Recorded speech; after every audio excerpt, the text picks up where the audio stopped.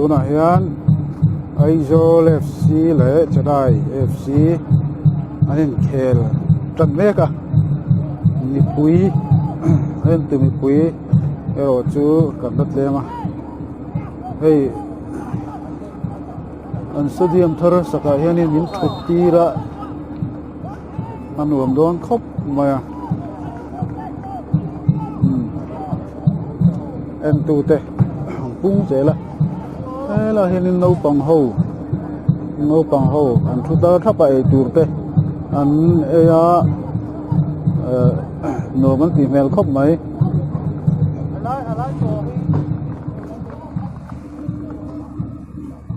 ฟลอตไลท์หน่วยinkhel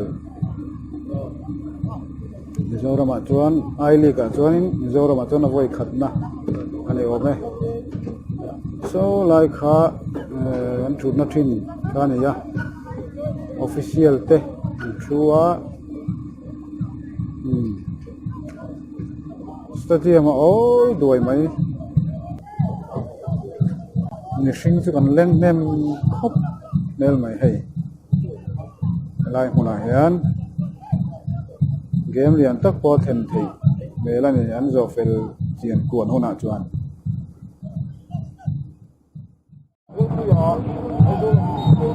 ก็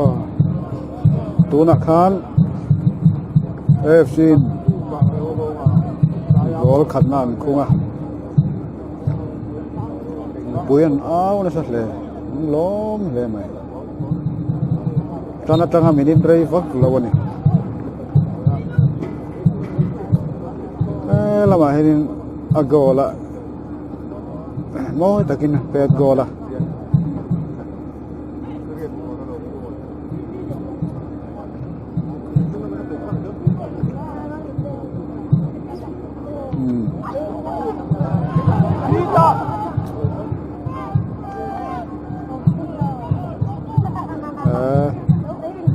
inkhel ก็น้องเฉาซอดเลยไหม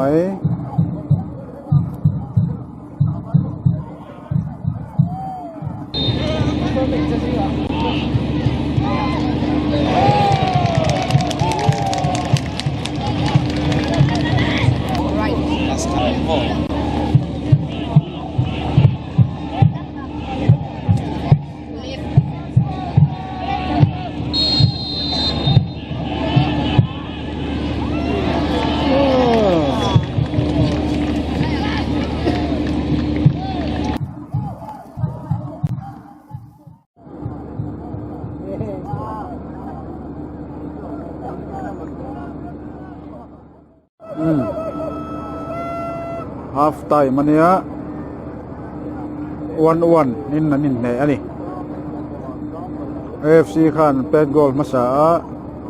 field goal ม้อยตะกินมาเสะChennaiขัน penalty อันหมดแล้วมาอ่ะ penalty ขา8 goal เวียชวนวันอันนี้เรนี่ first halfในสเตเดียมโปอันรวมเลยไหมเล่นหนึ่งปกะอะไรหัวหน้ายันนี่อันนั้นชัวฟลอตไลท์ทาร์หน่วยเอ็งพูดมาเราปังเต้นเองรินวะไหมชุกขัดเรื่องอะไรจุอันรวมเลยโดนไหมให้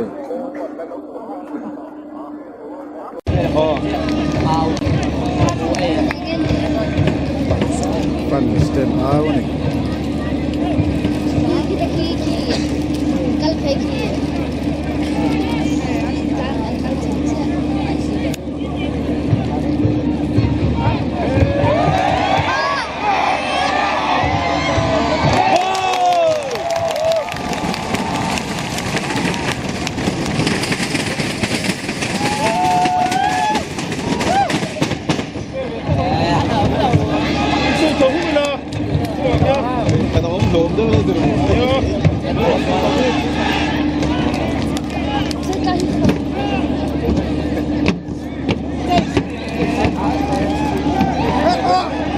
second half chu boru ka that tran khop mai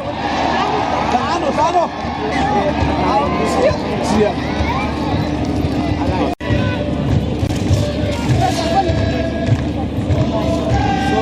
lamang son fan sang a un so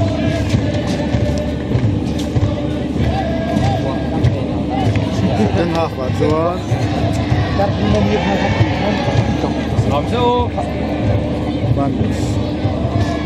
fan sen trần la nói nè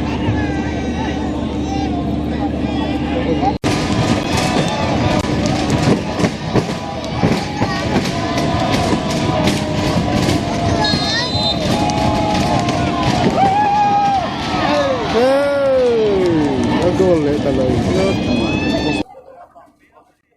thì khan inkhel Aizawl Aizawl FC le Chennai te 1-1 inai ne to ka inkhel boruak boruak anuam khop ma vot lutuk to ne makan te vot lak lawa ei anuam khop mai stadium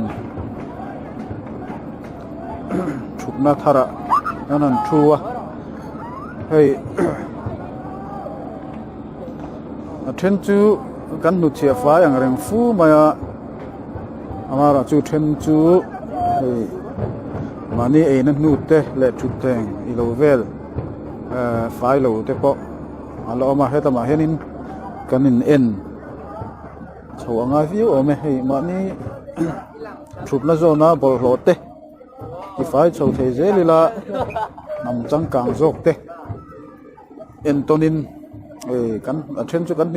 kan hnu chia top maya mani tui in na te mani thil ei na te kan hnu chia deuh top maya hi thalo khop maya an don tui khal de ei hoi chi chip na te om deuh tup maya lace ei le in chi sang hi tiếng hôi hi bỏ lò bò mà phải thấy gì đó chả khóc mà tụi nu dễ là cho nên mà đi chụp nó tê inkhel na te vong phải thấy là mi dâu tê cần trăng càng dễ là tụi ra nè thế là mà hen trần cần lợ ngái khóc mấy nu ma cần nu ma mũ nông lầu ở lỗ ổng nữa mà hi kanin en na tu pakhata ni